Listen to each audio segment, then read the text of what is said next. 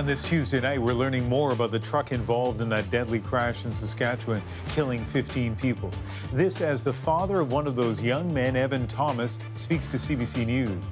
His son, just 18, a forward with the Broncos. What he saw on the scene that night, and how he wants his son to be remembered. Also tonight, Facebook's Mark Zuckerberg in Washington grilled for hours about your privacy. And a CBC News exclusive, Ottawa wants to stop the son of Russian spies from living in Canada. Tonight, he talks to us. This is The National.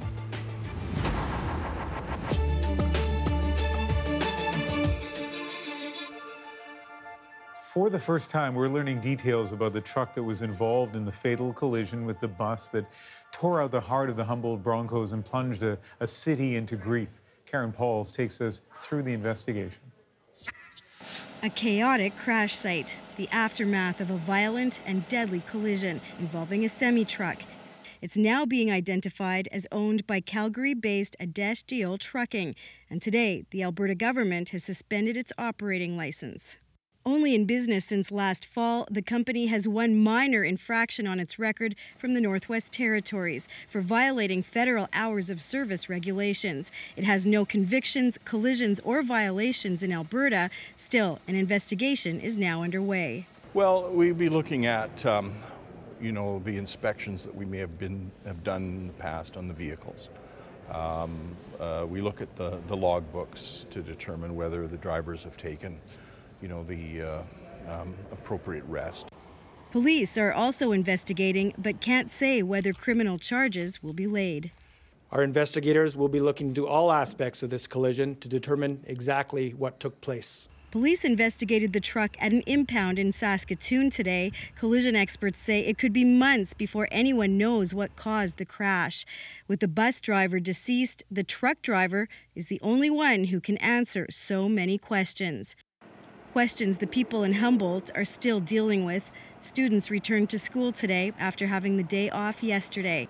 Probably good for her to come back to school. Shireen Meyer's daughter is in grade 9. Her best friend lost a brother. You have to talk and you have to cry and be with your friends. Next door at the hockey rink, Reagan Poncelet played the first 5 months of the season with the Broncos.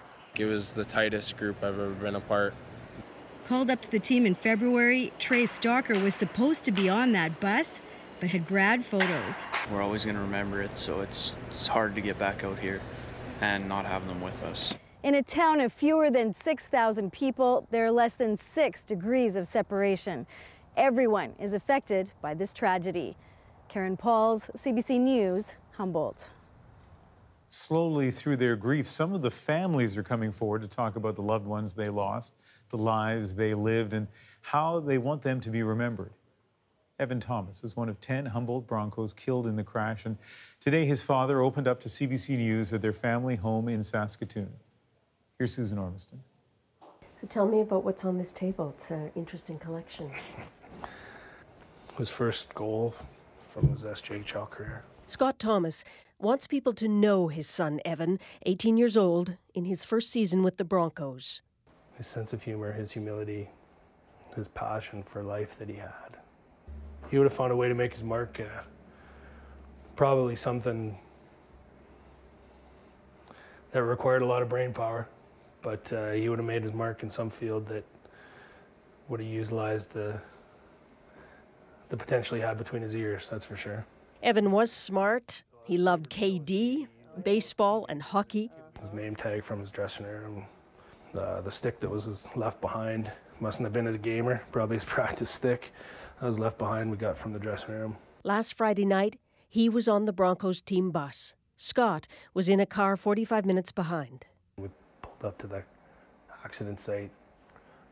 By the time we got there, the fire trucks and the police were there, and the bubbles and the flashing blue lights. So we get out, and Paul LaBelle was right behind me, and of course we go running up and they stop us and can't go any further, and you could see it was bad. He was with another parent, Paul LaBelle. A police officer met us there and said, sorry fellas, we can't let you go any further, there's been casualties. And we're like, well, yeah, but our sons are there, we gotta go. Our sons are on that bus. And he's like, no, sorry, can't let you go. Paul was like, well, what the hell? What happened here? Like, how does this happen? It's a beautiful sunny day. The roads are clear. There's no snow. And the police officer said, well, semi-driver blew right through the stop sign. He said he couldn't see it because the sun was in his eyes. And Paul looks over his shoulder and I look over my shoulder, and this is just my opinion, but the sun wasn't in his eyes. Scott could see the front of the bus, obliterated, the roof ripped off, and he knew from years of hockey that rookies always sat towards the front. So when we pulled up, when I saw the front of the bus was gone, I think my head knew right there. My heart didn't. Of course you hope and you hope and you go and you sit in the church and you hope, and most of the families are there, and all the veterans' parents start getting phone calls, we got your boy, come to the hospital. You get a little deeper, and at the end of the night it's mostly the rookies' parents there, and then of course the police had the conversations with us. The parents were warned there were so many injuries they might not recognize their sons, but Scott could. He had a very distinctive birthmark, just a little one on his right cheek. And I remember clear as day, in the bathroom back there, he'd been just after he started school. And he comes running in up to the mirror and takes his finger and he's trying to wipe his birthmark off. And I'm like, buddy, what's up with that? He's like, well, Dad, the kids are kind of bugging me about it. And I said, well, that's you. That makes you who you are. And he never, ever brought it up again. But I never thought I'd be using that birthmark to identify his body. I'm a chiropractor, and so I know a little bit about the human body, and so I'm feeling as much as I can with my hands, and felt his head, and we could see that there's some head trauma. I knew right there that he had skull fractures. As he looked at his son, he was reassured that he did not suffer out there that night. Kissed him, kept telling him that I loved him, and that's probably all I said to him then. The Thomas house has been overrun with friends and flowers. Yesterday, Braden Camrood, one of the injured players, was able to fill Scott in on the last moment in that bus. Braden remembers just changing songs on his phone or something and looking up, debating whether he should get his suit on. And he just happened to put an eye on Evan, who had just put his tie on and ran his fingers through his hair, and Braden said everything went black after that. How do you rationalize what happened? I've stopped trying. What do you think that Evan would want you to do now, and your family? Just knowing him, he'd be like, really, Dad? What are you making such a big production out of this for? You know, like, this is way too much of a production. Just get on with it already. Get on with your life. I'm almost guaranteed that's what he would say. Susan Ormiston, CBC News, Saskatoon.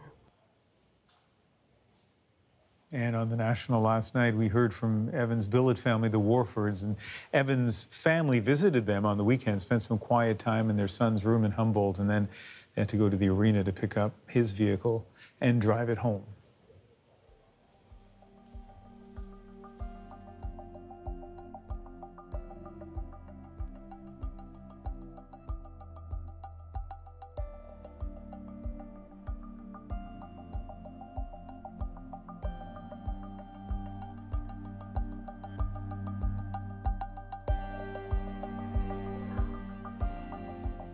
Let's turn now to some of the other stories we're following tonight. A media circus in Congress today, and at the center of it, Facebook. Just look at this. All eyes on Mark Zuckerberg, facing a barrage of questions from U.S. lawmakers, all demanding to know more about how Facebook collects and uses your personal data. Tonight, Stephen D'Souza takes us through what he said. Mark Zuckerberg ditched the t-shirt and put on a suit and tie to face hours of grilling from nearly half of the U.S. Senate. He came prepared and apologetic. We didn't take a broad enough view of our responsibility, and that was a big mistake. And it was my mistake, and I'm sorry. Senators were in no mood for apologies. Why should we trust Facebook to make the necessary changes to ensure user privacy and give people a clearer picture of your privacy policies?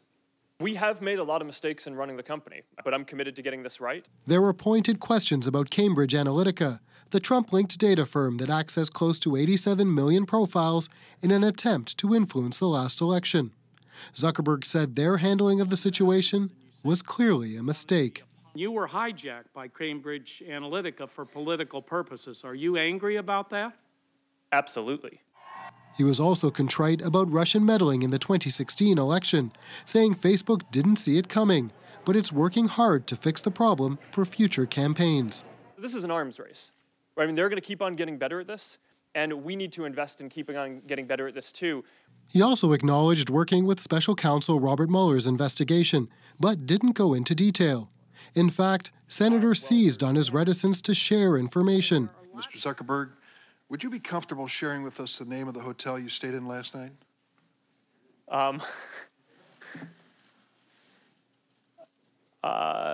No. If you've messaged anybody this week, would you share with us the names of the people you've messaged? Senator, no, I would probably not choose to do that publicly here. I think that may be what this is all about. The overarching message from senators today for Facebook and the entire tech industry: get your house in order, because the days of operating with little government regulation are likely coming to an end. Stephen D'Souza, CBC News, New York.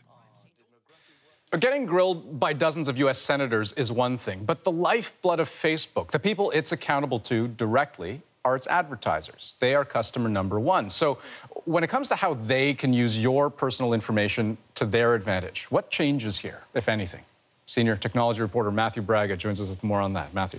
Well, so Andrew, I mean, make no mistake, Facebook is one of the biggest targeted advertising, some would say surveillance platforms on the internet. And so it's unlikely to make any big moves that will change its business model. But to understand that business, you have to take a look at the relationship between Facebook, advertisers, and our information. 98% of Facebook's revenue comes from advertisers. And while they don't sell your data, what they do sell is access to a platform that makes it as easy as possible for advertisers to reach you based on your interests. You've told Facebook you went to UBC, you've liked Tim Hortons, and you've joined a group for fans of 60s jazz pianists. And advertisers can use all of those details to target you.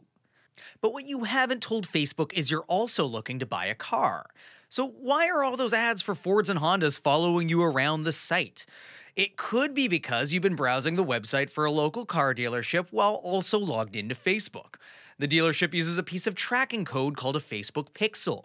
It's totally invisible, and it can tell Facebook where you've been on the car dealership's website. That's how the advertiser knows which make, model, or even color of car to use in the ads it targets you with. And that's not all advertisers can do to get to know you.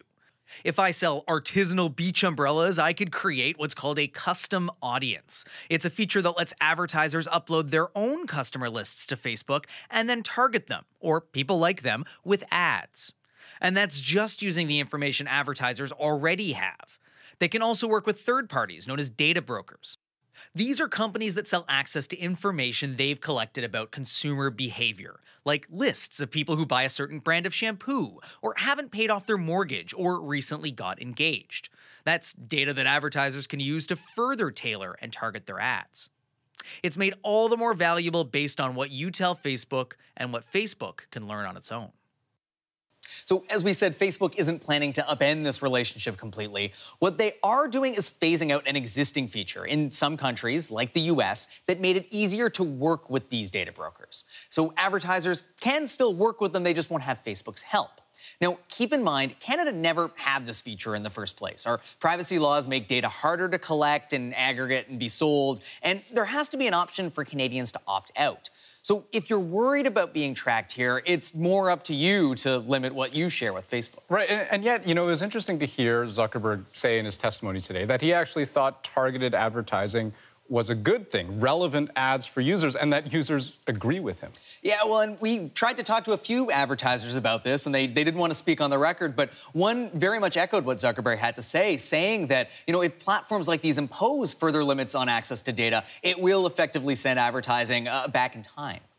I think it will make ads less effective. I think that you'll see a lot more irrelevant ads. I think that actually targeted advertising, outside of the privacy concerns, does serve a purpose in delivering the ads that are more relevant to each individual consumer. Which could mean you won't just have to worry about Facebook, but more targeting by brands and advertisers themselves across loyalty programs, their websites, email, newsletters, apps, and more. All right, always good to have you. And Matthew Braga, thanks so much. Thank you.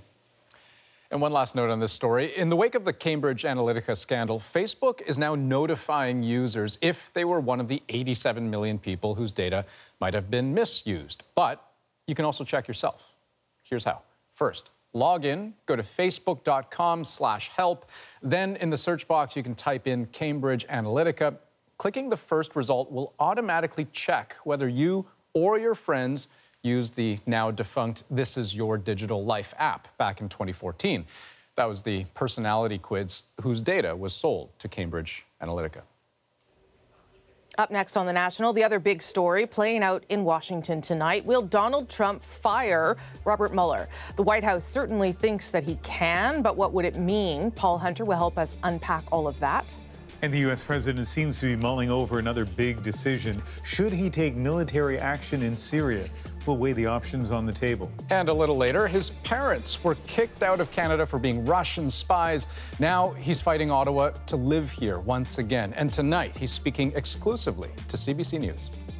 Yes, they can't come here, and that's their punishment. But for me, why should I suffer for anything they have done? Especially when I wasn't even knowing of this.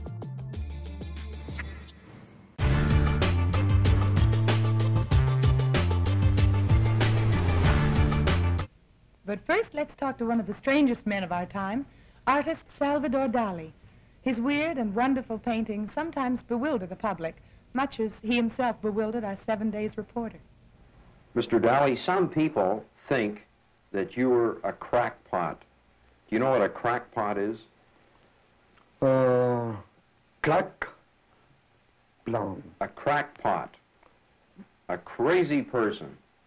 Yes, but this is not absolutely exact, because tell many times Dali is almost crazy, but the only difference between one crazy people and Dali is not crazy, but almost. Some critics say, Mr. Dali, that you're not serious about art. It's true.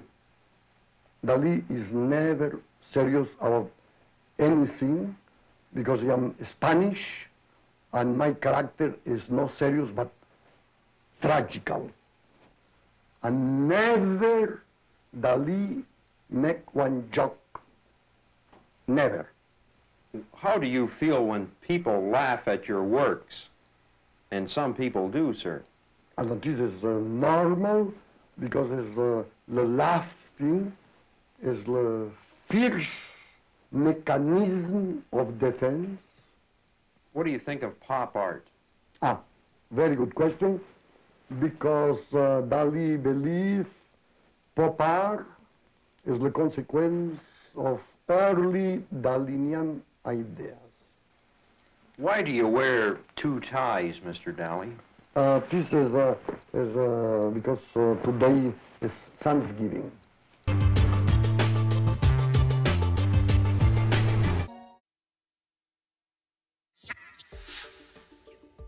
When your catchphrase is "you're fired," anytime you drop even the slightest hint, people tend to take notice. Donald Trump wasn't backing away today or really shedding any more light on how serious he is about dumping Robert Mueller, special counsel for the Russia investigation. But as Paul Hunter reports, even Trump's own party is warning him not to go there. Just in case you missed it yesterday, Donald Trump tweeted his description of it today, a total witch hunt, he wrote. His scorn aimed at the FBI's raid on the office of Trump's longtime personal lawyer, Michael Cohen, described as the keeper of Trump's secrets. Democrats call it seismic. Trump took no questions on the raid today. Thank you very much. And from his press secretary, Sir, talking about the raid on Michael Cohen's office, only a quick reference back to Trump's view. I think that the president has been clear that he thinks that this has gone too far. The documents taken in the raid reportedly deal with so-called hush money paid to a porn star and a Playboy bunny prior to the 2016 election to keep quiet about their relationships with Trump. Salaciousness aside, if there's evidence the payments were indeed election-related, a crime may have been committed. Complicating matters for Trump, it's one of his own appointees, Deputy U.S. Attorney General Rod Rosenstein, who reportedly signed off on the raid.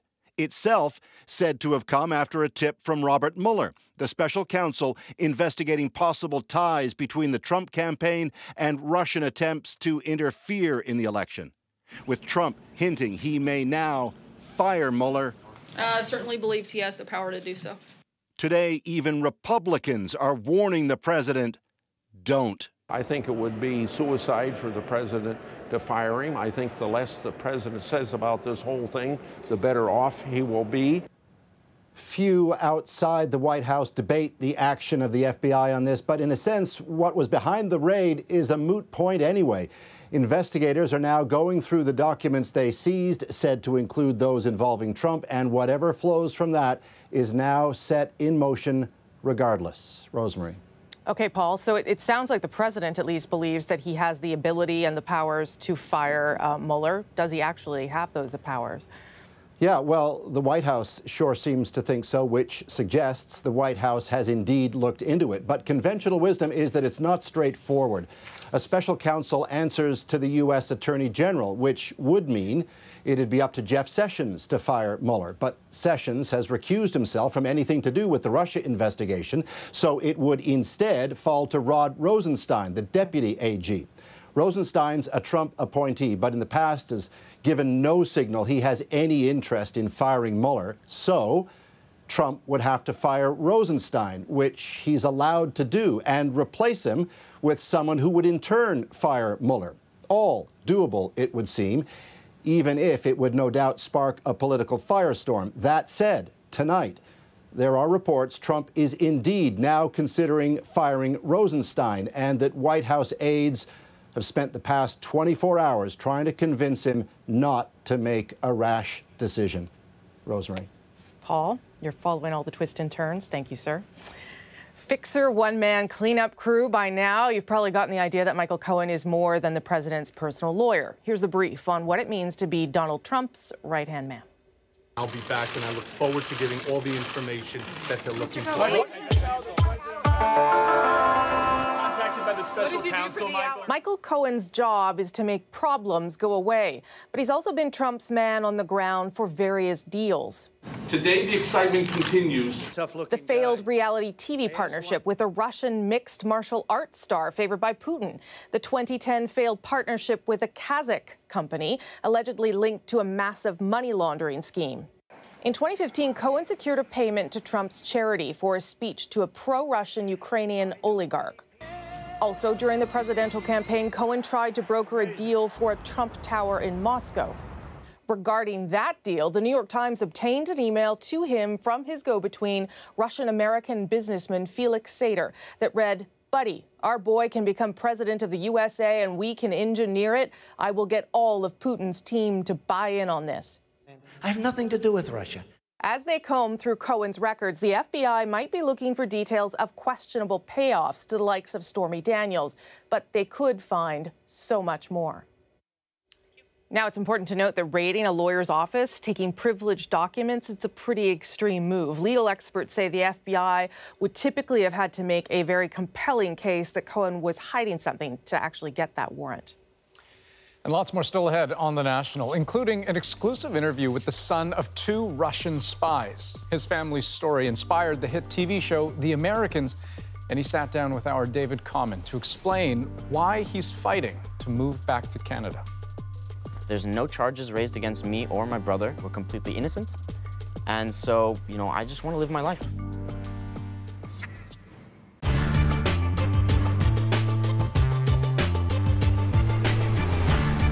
Syria's terrifying tunnel of war. From war zones to natural disasters to humanitarian crises, a foreign correspondent's job is to put themselves in the thick of it and come back with the story. They're lined up here because almost every single one of them is dependent on handouts. But behind every successful deployment is a well-constructed plan. Decisions about where to sleep, where to get food, who to talk to, and how to get around are made in advance and sometimes on the spot. Nala Ayed is a veteran foreign correspondent for CBC News based in London. She's been a witness to some of the world's biggest stories, including the ongoing crisis for the Rohingya fleeing Myanmar. So, Nala, we got some great questions from our viewers and obvious ones in some ways, saying we see you in these places around the world where, people don't want to be themselves. Where do you go when we don't see you on camera? So let's start with, where do you sleep? It's a really good question. And in the case of Bangladesh, actually, I didn't know where we would sleep when I was told where we were going exactly. So it's about doing a little bit of research, and in that case, learned very quickly that Cox's Bazar, which is not far from the border, is actually quite a large city, and that there were several hotels nearby, and we didn't have an issue finding a place. In fact, there were so many journalists. The biggest issue was just actually finding a room. But in other places, you do have to get a bit creative, and it's sometimes in the places where you least expect it. One was, for me, was in France, actually, a couple of years ago, with the very tragic crash of the Germanwings airplane, as you recall, in the Alps. It's a place I've never been. It's the Alps. You'd think there would be some hotels. It was a challenge to actually find a place, and at one point, there were local people who were coming around with their phone numbers, and offering places to stay up there. So a lot of us took advantage of that, and actually we created a bit of a live position in one of them. Other places, like, for example, Gaza, after one of the conflicts there, the border was opened on the Egyptian side. It was halfway through the night. Where do you stay when it's a place that unsafe and you don't want to be traveling around at night? Well, the local journalists we were working with suggested a home of just an ordinary family very close to the border, so that we sleep there and then move the next day to a hotel. In Haiti, we stayed also at a fixer's house. When we went to Jacmel to cover what the Canadians were doing, we stayed with Canadian troops. Some of those sound like sort of reasonable accommodations. Have you ever had to do something that was just completely outside the frame?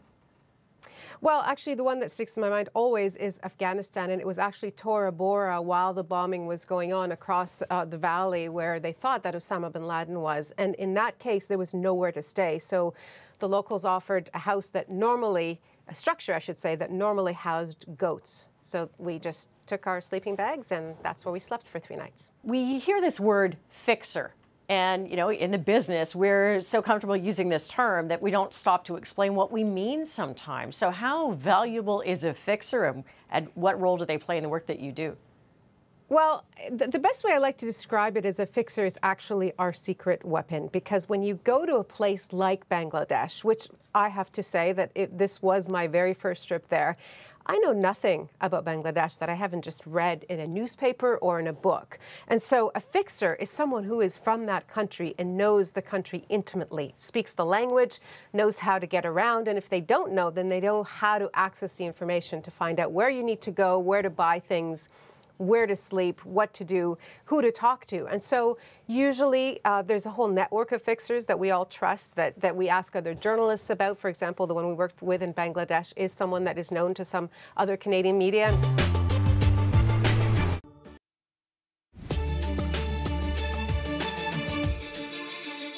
The government is 100% behind this pipeline. It's important for Canada. We're prepared to look at many options, and that has not changed. Tonight on The National, after an emergency meeting in Ottawa, the Liberal government says it is still committed to seeing the Trans Mountain Pipeline project built. But no word yet on how they're going to convince Kinder Morgan to do that. The energy company is suspending all non-essential spending on the project. One of the big issues, opposition from British Columbia. The company says Ottawa has until May 31st to reassure them that there will not be any more delays. I'm anxious to get to court, get this dealt with as quickly as possible, and get back to serving the people of Canada. That was one of Canada's highest-ranking military commanders speaking for the first time about the criminal case against him. Vice Admiral Mark Norman made his first court appearance today on a breach of trust charge. He was suspended from his position as vice chair of the defense staff last year and accused of leaking sensitive information. If convicted, he faces up to 5 years in prison. Lots of anger, but little action at the UN Security Council. Yet again, it's failed to reach a consensus on how to respond to Saturday's suspected chemical attack in Syria. You do not want to hear the fact that no traces of a chemical attack were found in Duma. This is something along the lines of March Madness. History will record that on this day, Russia chose protecting a monster over the lives of the Syrian people. Russia vetoed a U.S.-drafted resolution that would have condemned the attack. Its own resolution also failed to pass. U.S. President Donald Trump canceled his first official visit to Latin America to focus on a Syrian response, the White House says. Yesterday, he promised to reveal that response within hours. Lindsay Duncombe is following these developments for us in Washington tonight. Lindsay, what kinds of options does the international community, does Washington have on the table here for responding to Syria? Well, when we look at the military options, Rosie, there certainly are difficulties associated with all of them. One of the things we're hearing a lot about tonight is the idea of another strategic strike, something along the lines of what Donald Trump did last year by ordering missiles to take out the air base where officials believed the chemical weapon attack was launched from. And that is problematic because the message that is supposed to be sent with something like that is that chemical weapons won't be tolerated. And with Assad still using chemical weapons, then you have some calls tonight for a larger response that would see more targets and potentially the involvement of other nations.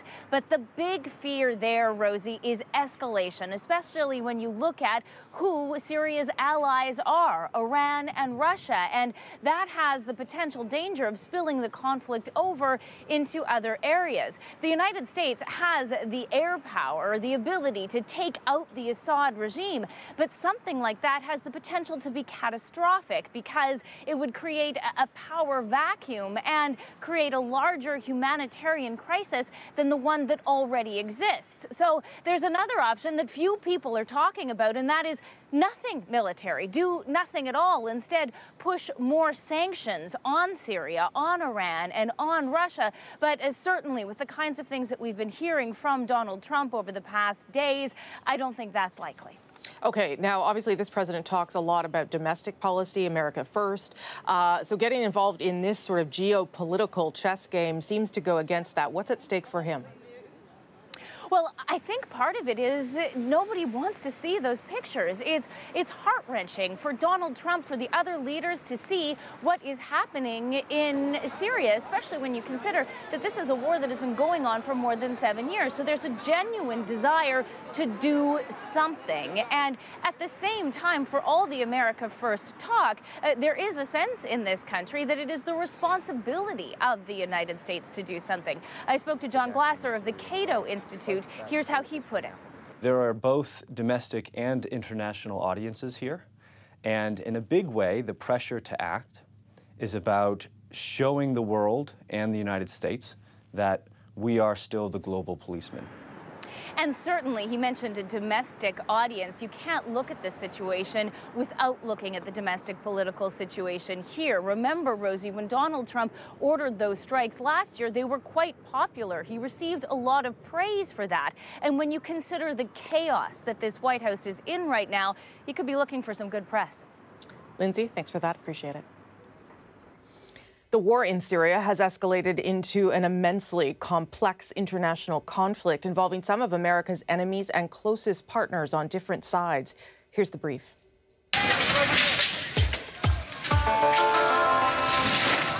It was 2011 when anti-government protests began. Violence escalated quickly and the country descended into civil war. 7 years on, heavy fighting has destroyed much of the country. Different groups are trying to take control of Syria. The fighters, known as rebels, are against this man, Syrian President Bashar al-Assad, and the soldiers who support him. The situation is even more complicated because other countries have also gotten involved in the conflict. The Syrian government's key supporters are Russia and Iran, while the U.S., Turkey, and Saudi Arabia back the rebels. Many say it is a proxy war for those nations and different factions. And it's horrible. We can't let that happen. The U.S. blames the Syrian president for a lot of what's going on. Donald Trump says Assad used chemical weapons to kill many of its people. Syria has said that the chemical attack is a fabrication, as has its main ally, Russia. Civilians remain trapped in the crossfire. More than 250,000 Syrians have died in the conflict. Millions more have been forced to flee the country altogether.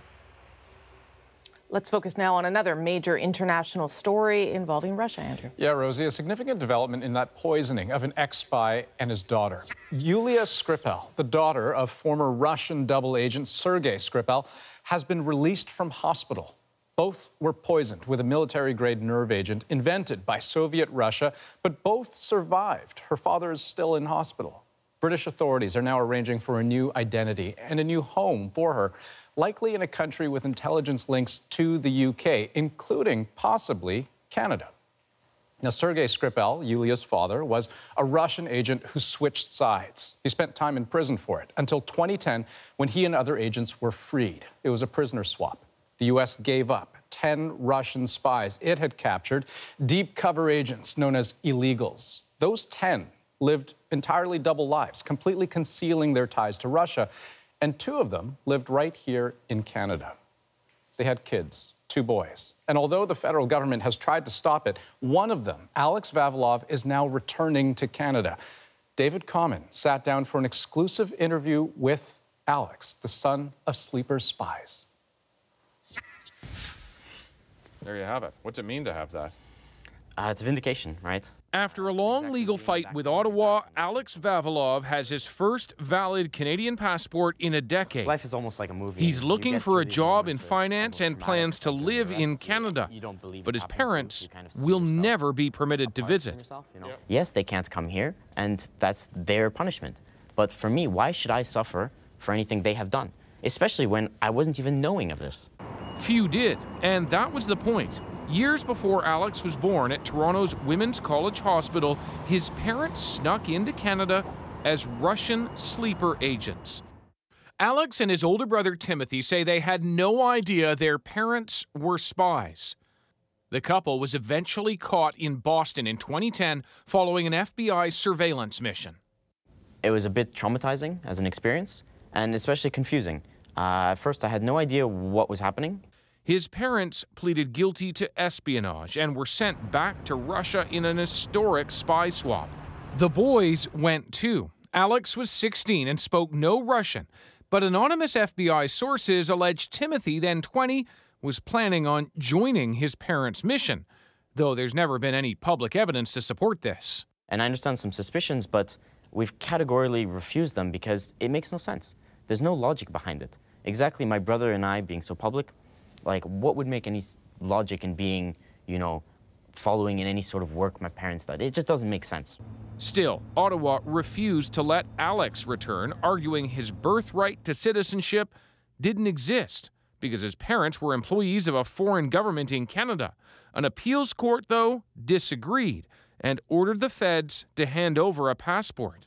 Yes, my parents exactly have done things in the past, but I'm my own person. I just wish they would, you know, draw up the case or, you know, let it go. There's no charges raised against me or my brother. We're completely innocent. And so, you know, I just want to live my life. Ottawa is still trying to stop that. The Supreme Court now reviewing whether it will hear one final appeal. What is clear? Some in the intelligence community have been against the brothers' return. Andy Ellis is the former assistant director of CSIS. I'm not sure we ought to grant an insurance policy to individuals who are in the country illegally. As much as it may be unpleasant, those young men are Russian citizens and ought to be the responsibility of the Russian government. Super secret identities, no one has any idea who they are. The family story is so filled with intrigue, it inspired the hit TV series The Americans, about a couple installed as sleeper agents in the U.S. Vavilov's seen the series, so have his parents, now wealthy and comfortable back in Putin's Russia. It reminds them of the early excitement of their mission, he says. He's looking for some of his own now. To be fair, I haven't really accomplished very much personally, right? I've been through quite extreme circumstances, but I'm hoping going forward that I'll be able to, achieve or build something of my own.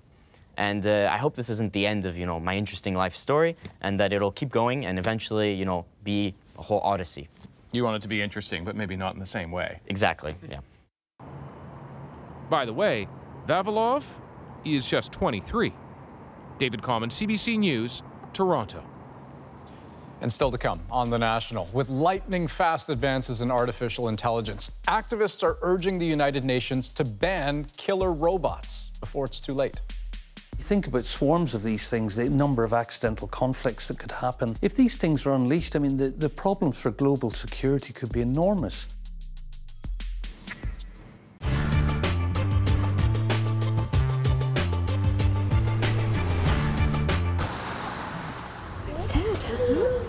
Even before she set foot in this second-hand kids store, Tara McCauley had heard about the recalls. Within about 5 minutes of seeing those headlines, I'd already received emails from some of my mommy friends just saying, giving me a heads up. A heads up that some of the products she's looking at buying her daughter might actually harm her. It seems to happen with some frequency, and I think product safety is always a concern for parents. Oh, this is Fisher Price. Katie Johnson is going through the store's entire inventory to see if it's carrying any of the more than 10 million trikes, high chairs, and other toys recalled in North America by toy giant Fisher Price. The recall was because of these pegs. Kids were falling on them, I guess, and hurting themselves. Because it's used, Johnson won't bother calling the manufacturer for a repair kit. She just won't sell it. Health Canada is warning about safety hazards with the other products that are part of Fisher Price's voluntary recall. We have some little people's toy cars with the possibility of wheels coming off that pose choking hazards, as well as some fairly serious laceration hazards that can occur with the use of a tricycle. There have been more than 75 recalls this year on children's products alone, and the government is hoping that new legislation will compel the industry to report problems sooner, so that Health Canada can investigate instead of relying on companies to issue recalls on their own. It would afford the government with the ability to order mandatory recalls, which we can't do right now. This expert says the industry has to do more to prevent problems when they're designing products. They have to be able to catch some of these issues before they put this into the production. Analysts say the recalls, as big as they are, likely won't affect Fisher Price's parent company, Mattel, in any meaningful way. The company's shares dipped less than 2% when the recalls were announced and seemed to be on the rebound by the time markets closed this afternoon. Melissa Fung, CBC News, Toronto. Well, the economy being what it is right now, everybody's trying to cut back. But before you head out tonight, maybe looking for some Christmas bargains, Lucy Lopez is standing by tonight in our 9:05 newsroom with some information about some deals you might want to steer clear of. It may be really tempting to buy a knockoff toy and some cheap batteries to go with it. But police have a warning tonight for consumers. Don't risk your life for a bargain. These two packages of batteries look identical. Both of them are cheap counterfeits that could have deadly consequences. Counterfeit batteries are one example of a hazardous product that can leak and even explode. The RCMP is aware of many cases that have been reported to Health Canada, some involving batteries and children's toys. Experts are warning shoppers to stay away from fake batteries, untested toys, and electronics. The big problem is when we're dealing with electrical products, if they're substandard, they'll either blow up or they'll burn, and they'll cause a fire. Problem is, counterfeits are so sophisticated it's hard to spot a real one from a fake. Take these two Bakugan toys. Only one of them is real. Can you tell which one? Always look for a trademark. Counterfeits don't have them. Real toys will always have a company logo and contact information. The fake stuff doesn't. Also check for typos on the price.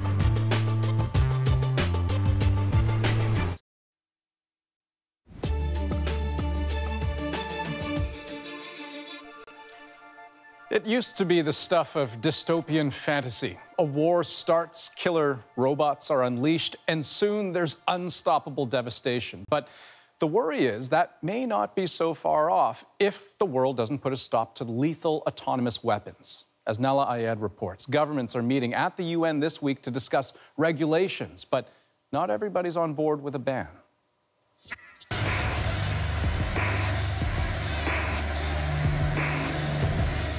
For the moment, this is a purely fictional scenario. A swarm of machines, slaughter bots, that can target and kill, all without human intervention. Even by a hashtag, you can target an evil ideology right where it starts. Trouble is, the fiction created by activists isn't entirely far-fetched. Far as we know, lethal autonomous weapon systems, or so-called killer robots, have yet to roam any battlefields. But the development of precursors is well underway. So is an international effort to ban them entirely before they become real. It's very important for all of humanity because if these things are unleashed, I mean, the problems for global security could be enormous. Put aside for a moment this idea of robots and consider the Samsung Techwin SGR-A1. It patrols the South Korean border and has the ability to autonomously fire if it senses an infiltrator. Right now, it prompts an operator first. Or what about the Russian semi-autonomous T-14 Armata tank? Or the British BAE Systems Taranis, both human-controlled but with semi-autonomous functions. Israel, Russia, the US, and China are all contestants in what's being described as a new global arms race. Some of the prototypes have artificial intelligence. They can learn and get smarter with increasing degrees of autonomy. 5, 4. The Pentagon has experimented with swarms, drones made to learn to think and react collectively. Hello, welcome to Sheffield Robotics. At the University of Sheffield Robotics Lab, swarm technology is still being perfected, not for military use, but for space exploration. Complexity inspired by nature. So now I start the experiment. So the robots are fully autonomous. They make their own decision. This drone senses, inspired by the honeybee, could ultimately be useful in disaster zones for search and rescue missions. Without international rules, the team came up with their own ethical manifesto. No negative uses, no collaboration with weapons developers, and that moral responsibility ultimately rests with a human, not the robot. I mean, even the wheel has positive and negative uses. And I think that's inescapable, but it's our responsibility as scientists to acknowledge and reflect on that, and then try and be advocates for responsible science. It's why Professor Noel Sharkey, once a robotics professor here, is now also an activist. You think about swarms of these things, the number of accidental conflicts that could happen, the ease of attacking anywhere in the world, and will wars end? Now, how do you minimize something that's unanticipated? The ethical and moral questions hotly debated, part of a lecture series on automatons in Halifax last month. His arguments against the risk of malfunction, possible cyber attacks, threats to human dignity. There are also arguments in favor. It will spare the lives of soldiers. It'll spare the conscience of soldiers. It'll spare soldiers from the threat of suicide. So you can make sure, for instance, that a machine will not kill from fear, anger, lust, revenge, political prejudice, stupidity, confusion, fog of war.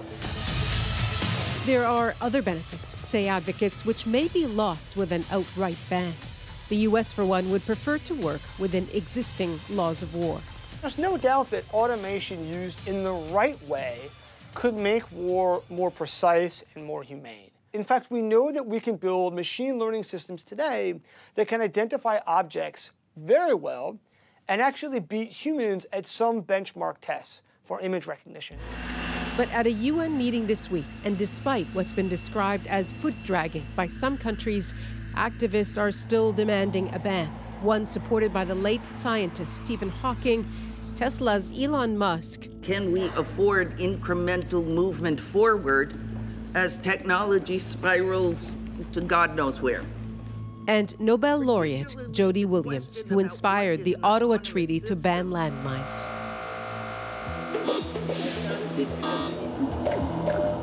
And the first company to get behind an outright ban was a Canadian one, ClearPath Robotics. The co-founder says lethal autonomous weapons are technically possible now. Eventually, we will get to some sort of agreement, but whether or not that agreement is in place before these weapons begin to proliferate is an open question. The sense of urgency and vulnerability is utterly human. Nala Ayed, CBC News, Sheffield, England. We'll be back in a moment with tonight's moment, but first, a movie is being shot in Toronto about a rough and tumble mayor dodging a drug scandal as a young journalist tries to nail down the story. Gee, that all sounds so familiar. Yes, I have smoked crack cocaine. Probably in one of my drunken stupors. That, of course, was Rob Ford making the bombshell admission that shot him to global fame. In the new movie, the former mayor is played by Damian Lewis from the TV series Billions and Homeland. And Tony-winning actor Ben Platt is cast as the reporter, which didn't sit so well with real-life investigative journalist Robin Doolittle. Today, she tweeted, "Why have a woman be a lead character when a man could do it? Am I right?" Obviously, I'm biased, but man, I've seen a lot of stories by male reporters celebrated in movies. Platt tweeted back to say his character is fictional. In fact, everyone is, except the mayor. Ford, who died from cancer 2 years ago, has also inspired a stage musical.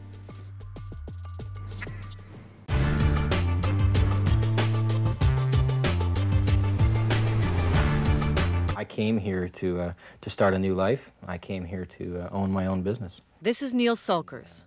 His ambitions are one casualty of Canadian Tire's mess in Texas. He's one of 44 disappointed dealers.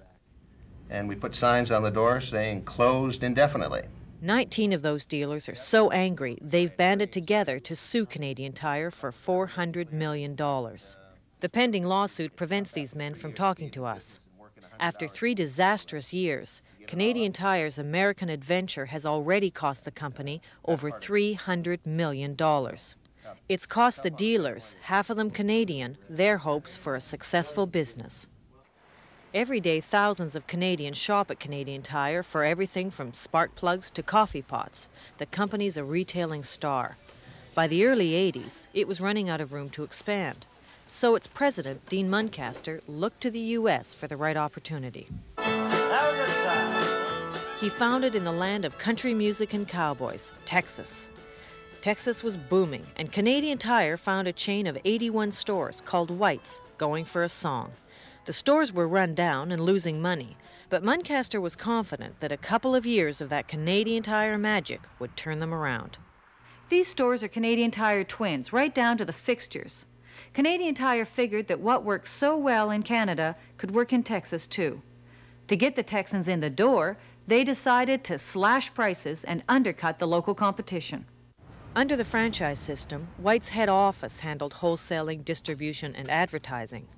Independent dealers bought the stores and ran them. In all, 22 Canadians came down to buy a franchise.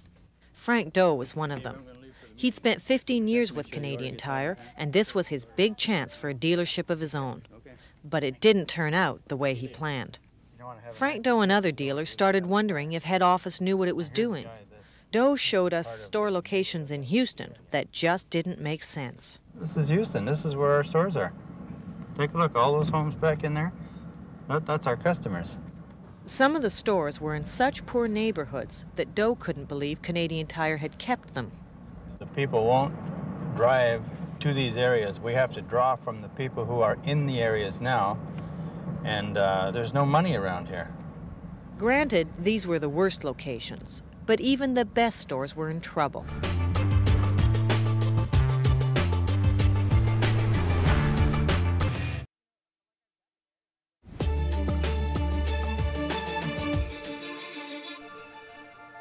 When we began to hear the magnitude of the Humboldt tragedy, it stirred painful memories for many people in Bathurst, New Brunswick. 7 high school basketball players and their coach's wife were killed a decade ago after their van careened into a transport truck on a slippery highway. Now people in the community are sharing their experience, hoping that it will help those just beginning to grieve. Kayla Hounsell was there.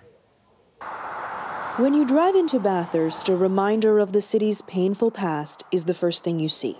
A basketball net displaying the photos of 7 high school players, now known as the Boys in Red. They died along with their coach's wife in January 2008 on their way home from a game. Chris Quinn's 16-year-old son, Nicholas, was one of them. All the memories are, 10 years on. I mean, they're still strong. So. Quinn was reluctant to talk to us about the deaths, choosing to do so only because he thought his experience might help the families of the Humboldt Broncos. There's no one thing. It's just you need to go through it as you can and, rely on those around you and let them help you as they can. I believe some parents... One of the people who supported Quinn's family was the city's mayor at the time.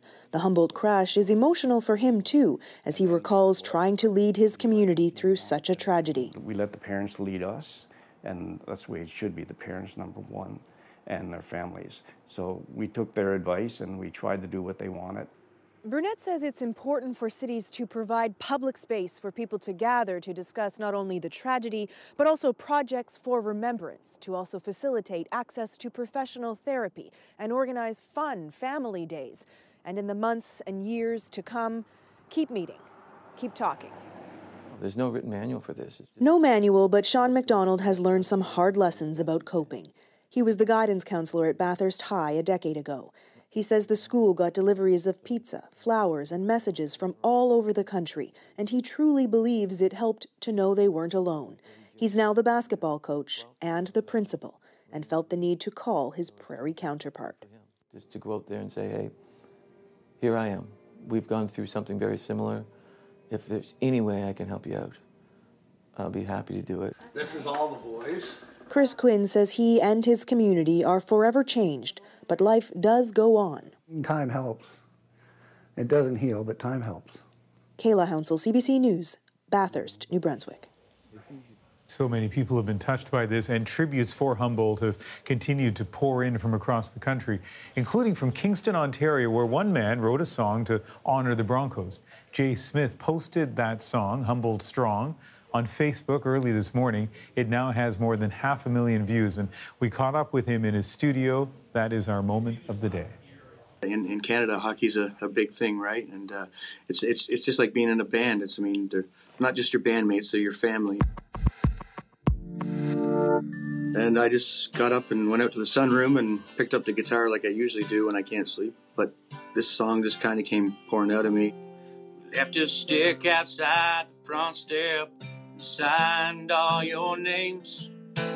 Turned the porch light on just in case you wanted one more game. There's no referees or scoreboards, and the periods never end. Use the clouds as a nice drink while you play with all your friends. Well, hey, people posting with the sticks outside in the door and the candles and the lights, and then just seeing the pictures from the crash site and all that. It literally brought me to tears again. I got my teammates by my side. You don't have to cry. Just promise me one last thing. You'll leave the light on. Put my stick out by the door. I just literally like to say to the Broncos family and the entire province of Saskatchewan that we're all still thinking about you, and we will for a very long time. And much love from here to you. The poignancy of that song really registers in just those opening lines, that idea of leaving the sticks out, the porch light on, in case the boys want to play one more game. It is a haunting image, but a beautiful one. I'm still getting those pictures, too. I asked people to send them yesterday, and they're still tweeting them. He's going to record that song tomorrow, and the proceeds will go back to the team.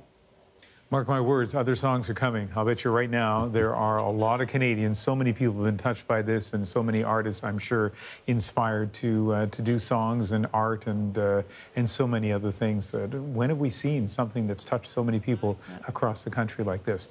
That is the National for April 10th. Good night. Good night. Night.